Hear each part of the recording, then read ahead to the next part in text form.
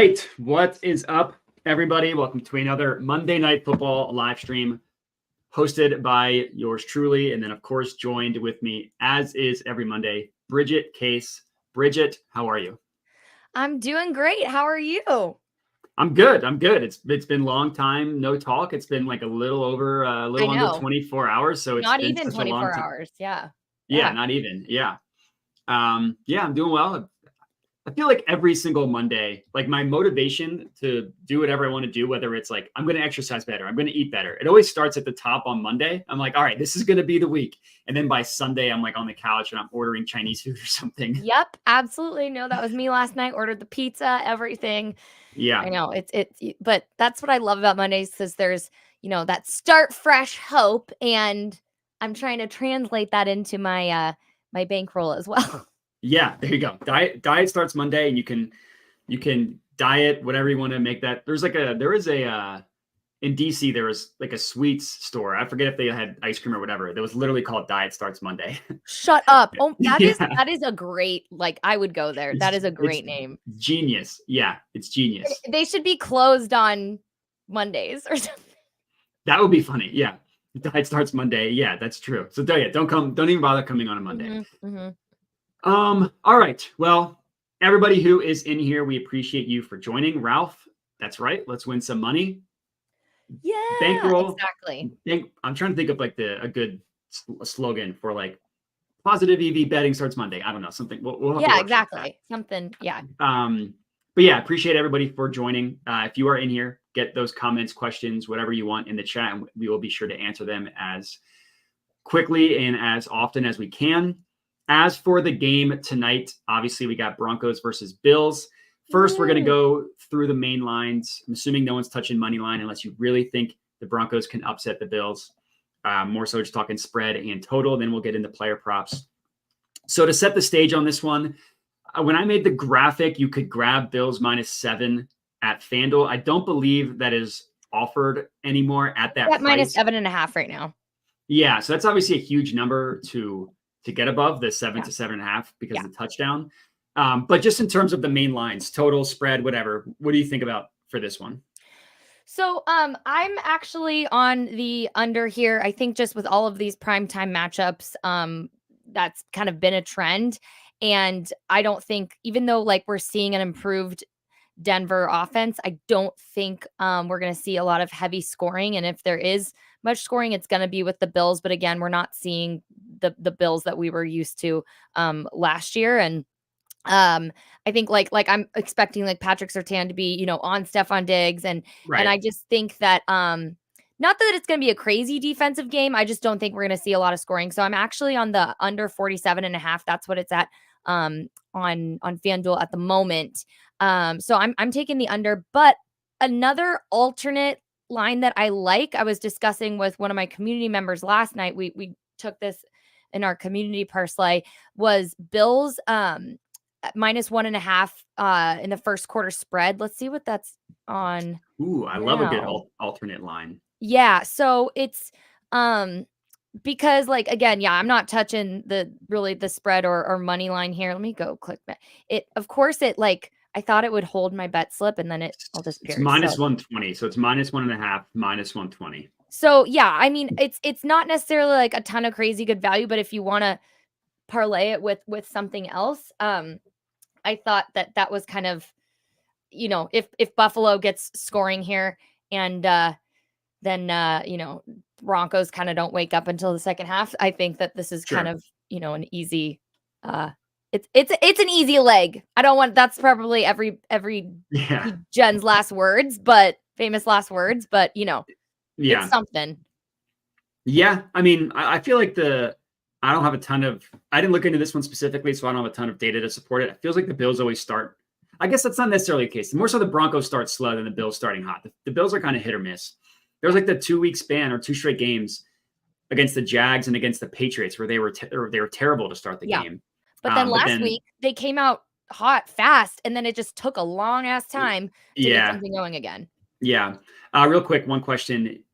Jan Sorensen, don't want to totally butcher your name. We'll get to player props in a little bit. But I'll just give a sneak preview. I like Kincaid tonight for a player touchdown. I'm with you. To that in a little bit. I don't have anything on the total. I would actually disagree with you and go with the over on this one. 47.5 is a lot for how games have gone this year.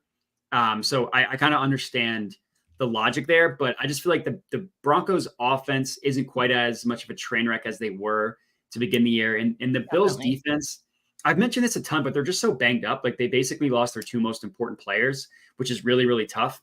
So I actually think that there's going to be a little bit more scoring. I don't have anything on it. That's not an official play. Right. This spread was a situation where it's like head versus heart because I like the Broncos to cover a touchdown. I think it's going to be a close game, but just from a strictly EV expected value perspective, that Bills -7 at the time was positive EV. So I did actually take the Bills -7 because more often than not, the value is going to be smart, is going to be better than whatever you think. So that's kind of like, in terms of actual betting advice, it's either, I don't know, it's either expected value versus what you think. So in terms of my bank account, I did put the Bills -7. Okay. At this point, I probably wouldn't touch 7.5. Yeah. I don't think that, I think that that's a huge difference with it being a touchdown. Deal. Yeah. Exactly. So at this point, I would say the spread is a no touch, but if you're just asking me what I actually think, I think that the Broncos cover it. I think it's going to be closer than people expect. Ooh. But yeah, the total, I can see your logic for the under. I just think that's going to be a little bit more high scoring, but we'll see there. Do you have anything else on the main lines, or can we move on to some player props? Yeah, I'm really more so on player props for sure today. So yeah. I mean, there's only 3 main lines, and then there's about 1 million player props you can take. Yeah. So, all right, we can move on, and we'll just answer this question first. I mentioned that for the Bills, I like Kincaid to score. He was also one of my pumped up props for those of you that watched the video. He's been awesome since Knox went out. Like 2 weeks or 3 weeks ago, he caught all 8 of his 8 targets.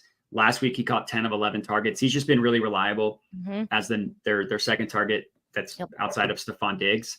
But did you have any touchdown specific plays that you like? You know what? I was with you on that one. I thought there was also like so much better value on Kincaid for a touchdown because obviously, you know, the main guy is Stephon Diggs at -110, and I wouldn't even parlay that because again, I think I think they'll be covering Diggs pretty well.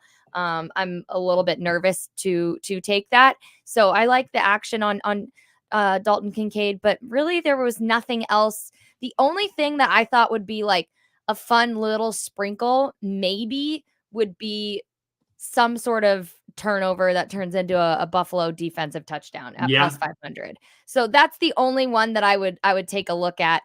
And you know, I like, look, we saw a game. I mean, a record-breaking 5 games yesterday, and in walk-off field goal. And I had a bunch of props on kickers yesterday, so you know anything can happen. And and I think that you know, obviously, this is a different Russell Wilson than we were used to 10 years ago. So again, anything can happen, and I like those odds. So yeah, I mean, I feel like last week we said that we could see either of the defenses or special teams scoring. And I think the first touchdown last week on Monday Night Football was a punt return. Yeah. So yeah, in terms of long shots, he's not as much of a long shot anymore. I kind of like Jaleel McLaughlin for the Broncos. Yep.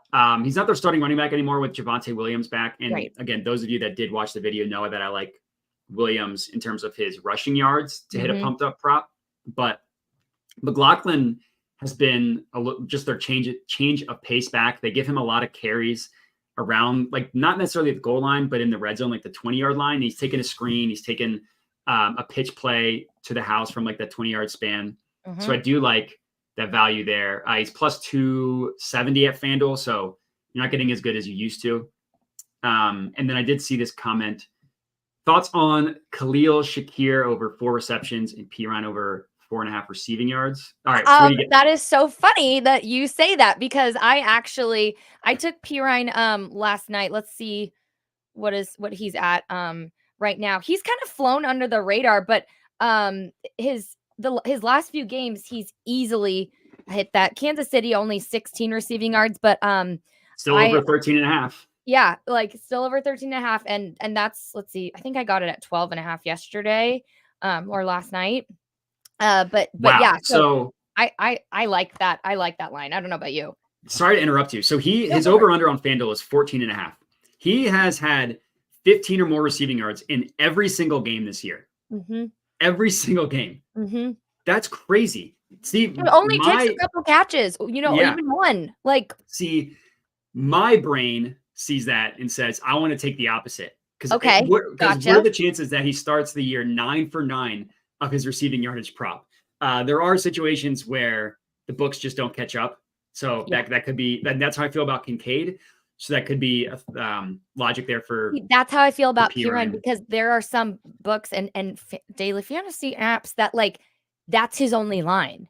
Like they're not even, it's so weird. Like, and so I don't know, that's kind of that's where I'm at, is I think they just haven't caught up. But now that I say that, I'm putting that into the universe, and see, that's always what makes me nervous. Yeah. It's so for Khalil Shakir, his over under receptions, I guess it depends where you look. I see 3.5. Yep. I got him at 3 last night. Yeah. And I think between 3 and 4 is a huge difference right now. Yeah, it's massive. Yeah. So it looks like a lot of people in the chat are on Shakir. Shout out to my Sunday live stream partner, Andrew Kim, aka the Carladoc, at new YouTube channel, Maximum Grind. Everybody go subscribe there. Brand new channel. The thing with Shakir is, so first, 7 weeks, 0 or 1 receptions. And in the past 4, 6 and 4.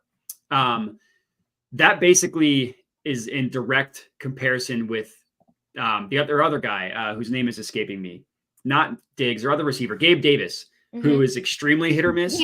He's so inconsistent. I can't put anything on Gabe Davis.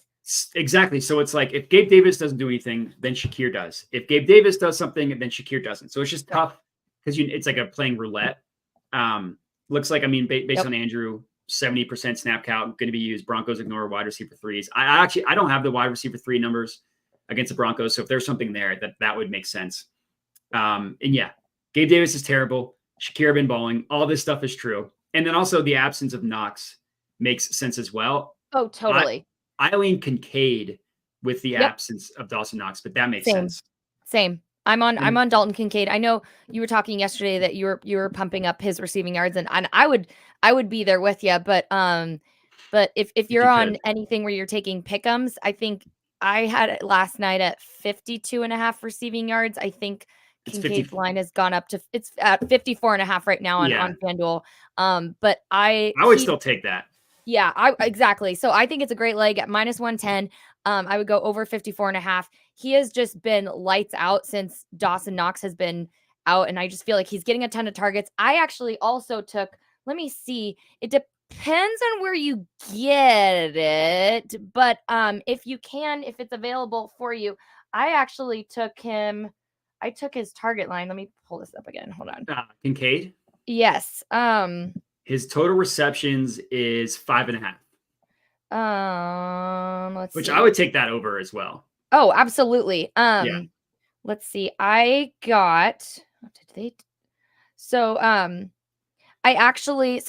his. So if you can get also just receiving targets in general anywhere. Oh yeah. I took him over 6.5 receiving targets.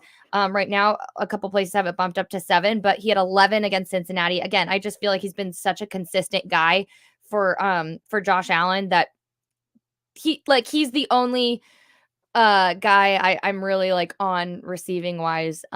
Even though I like love to take running back receptions.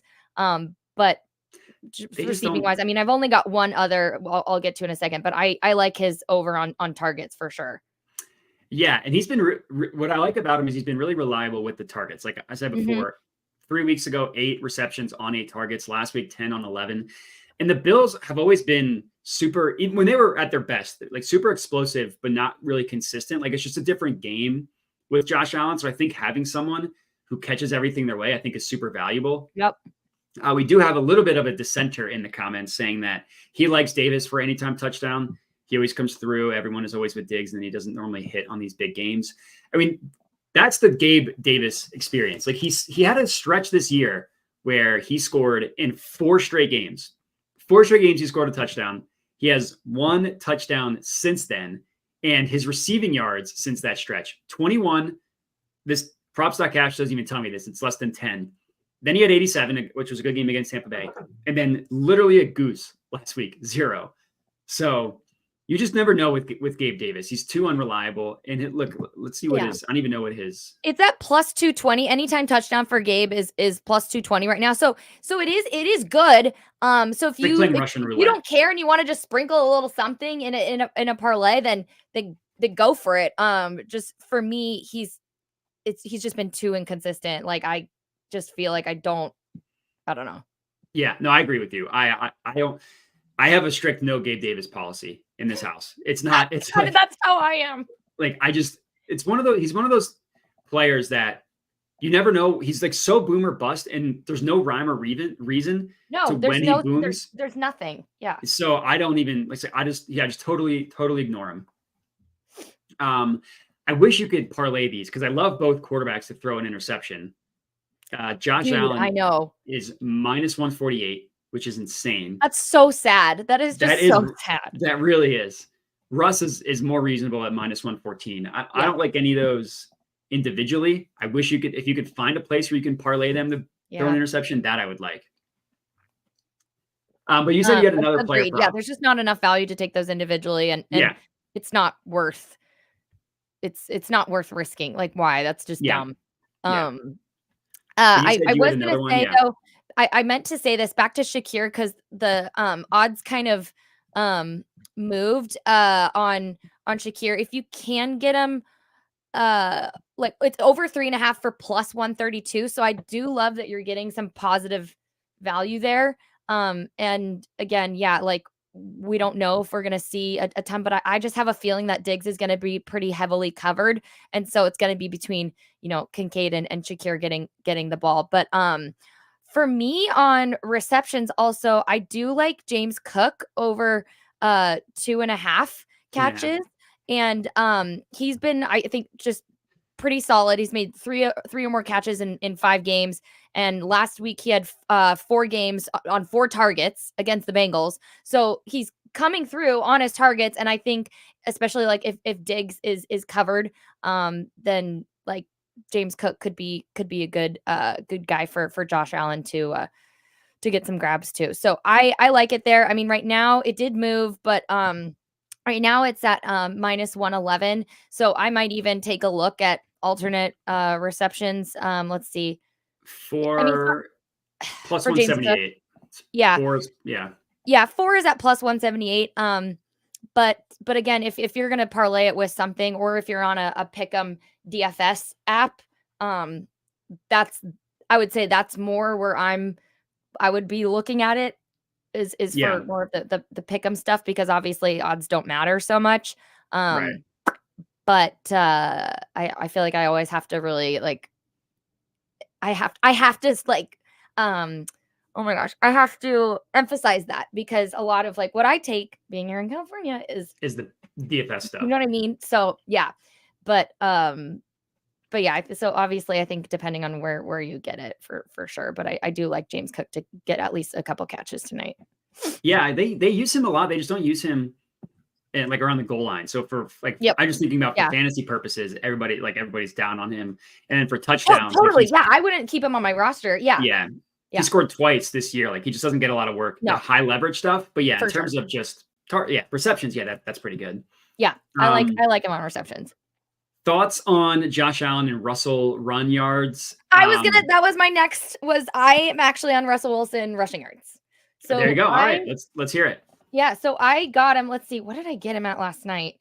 I put way too many parlays together last night. I got 2 parlay happy. So I got him over 20 and a half right now on FanDuel. I believe it's still it's 19 and a half. 19. Okay, it's down to 19. So if you can go grab it there at minus 110. I actually really like Russ to run a lot. He knows how to use his legs, and he was one of those first kind of early mobile quarterbacks, and then we weren't seeing much. And it was a bit of a struggle, but so like he rushed for like I'm aware like he rushed for 13 or less in 3 or 4 contests to start, but the last few weeks he's been averaging almost 33 rushing yards on 5 carries in the last 4 games and clearing the 20 mark in all of these instances. So I like this one a lot, and I think especially I got to double check the weather, but with that's right. I can't remember who I was talking about this with, but this game is I know it's in Buffalo. The wind can be kind of a factor. I have a feeling that we might see a lot of ground and pound. I mean, I want to see that after Michigan playing on Saturday. I want to see like some old school, 30 straight running plays, right? Like I just want to see like some old school just run, and which is why actually like I'm definitely on a couple. Like I know with you, I'm on Javonte Williams and Julian McLaughlin on rushing yards, but yeah. So I think Russ might win it tonight. Not win it. Oh my gosh, run it tonight, and yeah. I like it. I think it's low enough for me to definitely parlay into some value. Yeah, no, I think that makes sense. I was just looking it up. Like he only went over this number once in his first 4 games, and now he's hit it in 4 straight games. Right, and that kind of coincides with the Broncos playing better as well. Their offense in general. Yeah. So I like it. And the weather, it's only 20% chance of rain, so that's unlikely. In the wind. It's going to be a little windy, but it's going to be below 15 miles per hour. And they always say that, like as long as you're below 20, it's not going to have a super big impact on the passing. So I don't think weather will be that big of a deal. It's going to be a little cold, but nothing crazy. So yeah, to go back real quick, I really like. What do you like? Because we haven't gotten into enough of your props. I've been talking too much. No, you're good. You're good. I meant to comment this earlier, but what I really like both Shakir and Kincaid over their receptions. What I would do is put the same unit size on each of them straight up, because Shakir is over 3.5 at plus 132. Kincaid is over 5.5 at plus 114. Unless it's like totally the Diggs and Davis show, which I don't think it's going to be. Which I agree. One of these two is likely to go over their receptions prop, and if only one hits, you're still making money because both are plus money. Right. But 2 out of the last 3 weeks, both have hit. So I think there is some value on both of them. And that's kind of my whole logic with this plus money thing is like you take 2 at plus money, you win half your bets and you're making money. Like that's a much easier proposition than a lot of this minus 115, which a lot of the player props are. Mm-hmm. So that's what I would recommend in terms of the receptions for each of them. I wouldn't parlay it personally. I would just take them straight up. Mm-hmm. And then, I mentioned the Russ, which I like. Yeah, but I already mentioned my 2 pumped up props. I didn't have any other player props. It was Javonte 75 plus, and it was Kincaid 75 plus. Right. I really like laddering up Kincaid. So his main line is 54.5. Like take his main line for a unit, and then you can like ladder. Yeah, exactly. You can take like 60 plus for plus 110, 70 plus for plus 172. And if you really want to get spicy, 100 plus for plus 520. Mm-hmm. I really like doing that, like basically calling your shot on which player you think is going to blow up and then just scaling it up from there. That's what I've done a lot. And like, it's hit or miss. Like if he misses everything, then you're screwed. But the hope is that it hits more often than not for it to be profitable in the long run. So that's what I like in terms of a ladder play is Kincaid. Honestly, receptions or yards, either one of them. I think is good. Like you could do his receptions over 5.5. Honestly, my receptions are my favorite prop. I don't know why, they just are. What I like about receptions is it's either a catch or it's not. It's not like they can have negative year. I'll never forget last year I had. I'll go to my grave with this, but it was the first game the Eagles lost, so I was already annoyed, and I had a parlay for pretty decent odds that hit, but. The very last play of the game, the Eagles tried to do this like dumb lateral play, and Devontae Smith threw it backwards to try and lateral it, and they took away the yards lost. You're losing yardage. From his receiving yards. Mm-hmm. So I ended up losing the parlay because of that. So I was already pissed because they lost. It was a whole thing. So the nice thing about receptions is that still a catch. Exactly. It's Yeah. still a catch. You Yeah. can't take away a catch Yeah. after the fact. So yeah, that makes a No, lot of sense. that's how I am. I'm like, I don't care if I see a bunch of screen passes that go nowhere. Like as long as you catch the ball. I was pissed last night because I really wish that I wish receptions counted on 2-point conversions. Because Yeah.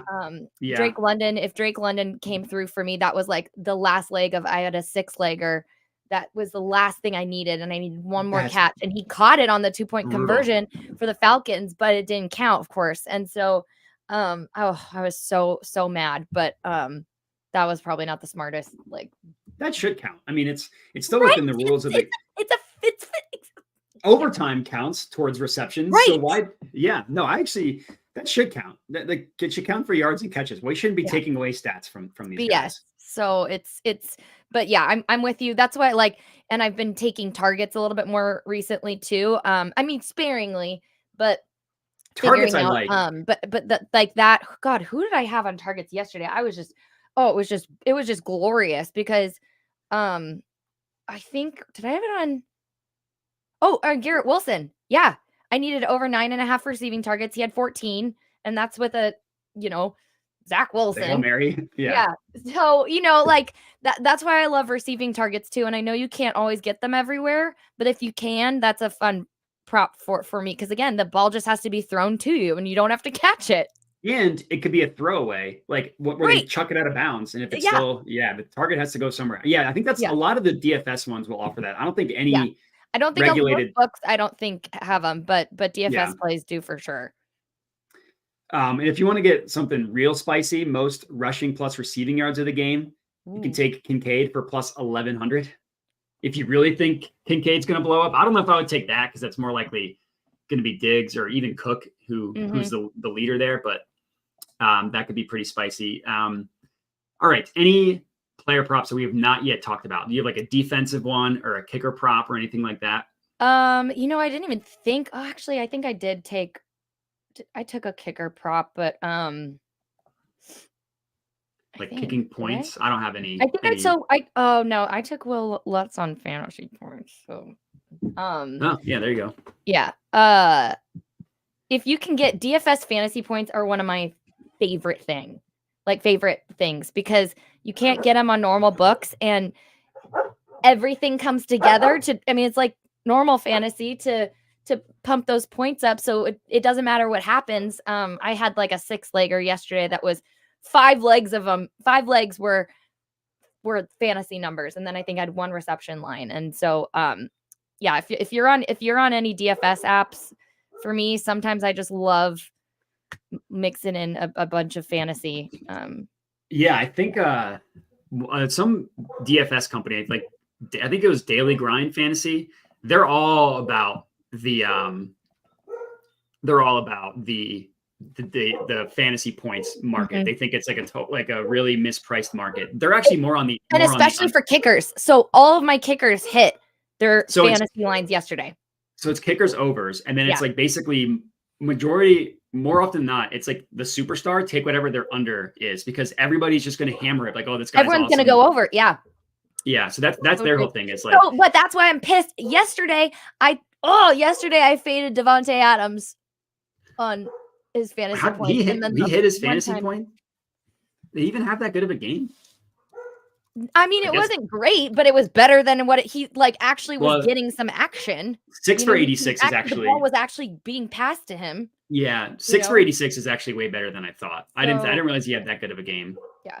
But I faded Devontae Adams. I mean, I faded Aiden O'Connell's fantasy score. So, and that worked out for me. So yeah. That's good. Yeah. I tend to like fading the quarterback fantasy points unless I really know they're going to have a great game. Yeah. Yeah. I mean, it's like a kind of more niche market like that. I feel like you can really find some value there. Mm-hmm. Cool. All right. Well, I don't have any play that I haven't mentioned yet. We can do a quick recap because we kind of blew through a lot. My 2 pumped up props is Javonte Williams and Kincaid receiving yards. And then we also, and if you have anything extra that I forgot, let me know. But we also liked Shakir and Kincaid receptions. Receptions. Yep. And then you liked Cook receptions and Russell. And I like Russell rushing yards. Rushing yards, yes. Yeah. And was there anything else that you liked that we forgot? Nothing I'm willing to stake my reputation on. Like there are some more that I'll sprinkle stuff on, but nothing that I'm like wanting to give a I get that when you're just bored and you're like, oh, I'll take this, but I don't really want to give this out in public. Yeah, that makes sense. I mean, because part of me is I don't even know. I have to double check even what it's because I'm not even touching passing yards on anybody. I am as far as like if you're on DFS or some sort of pick'em, I might put a little bit on Josh Allen over 1.5 passing touchdowns. He's not usually come through on this line for me, but like the times I have, but he's had 5 straight games when he's facing a bottom 10 scoring defense, 8 straight games when favored by at least a touchdown, 5 straight games at home where he's hit this, 8 of his last 9 games when facing an opponent with a losing record. So there's some like patterns there to take a look at, but nothing that I wouldn't stake my reputation on that one or put a ton of units on it just because I think a lot of this game might come down to the run. So yeah, that makes sense. And yeah, it's pretty juiced. Like I was looking at the odds. It's like minus 180. It's not minus 184. It's not great. Yeah. That would make a good parlay piece. Definitely. Yeah. But cool. All right. Well, everybody, appreciate you for joining in the chat. Make sure, I guess, before we hop off, Bridget, where can everybody find you, and where would you want people to find your work? Well, I'm going to be live for Monday Night Football, and I'll be in about an hour and a half, so 4 p.m. Pacific, 7 p.m. Eastern. We will be putting our bets in for Monday night, and then watching the game together. So if you want to come and sweat out your bets with us, I will be live on Twitch. I can put my Twitch thing, twitch.tv/Bridget Case. If you want to come and join us. And then I also do have a play for if you guys are into DFS and you want to put your Monday night lineup together. I do have a free play on FanDuel. Let me just. Yeah, I put your Twitch in the chat. So everybody, if you're not already, go hang out with Bridget on Twitch. That would be awesome. But yeah, let me get the play for you guys again. Here it is. Okay. Copy. Yes. So yeah, this is the link to, let's see. No, paste. Goodness gracious.